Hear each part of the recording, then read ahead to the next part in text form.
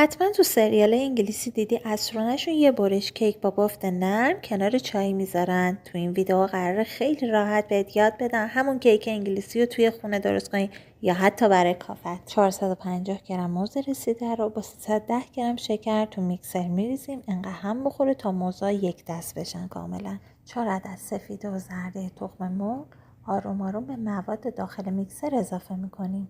در همون هی 80 گرم روغن مایه هم میریزیم. حالا مواد خشکمون 3 قاشق چایخوری بیکینگ پودر، یه پینچ نمک و 360 گرم آرد الک شده.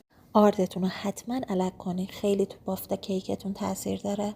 همه رو میریزیم داخل ظرف میکسر و 100 گرم شیر میریزیم. حالا میریم سراغ مواد بعدی. 60 گرم گردو رو خرد میکنیم، لازم نیست ریز ریز بشه. 100 گرم شکلات چیپسی، اونم کمی خوردش میکنیم، اینم لازم نیستش ریز کنیم. حالا همه این مواد رو اضافه میکنیم به مایه و دستی اونو هم میزنیم تا با هم کاملا مخلوط بشن. کف قالبتون حتما کاغذ روغنی بذارین و بعد مواد رو روش بریزین.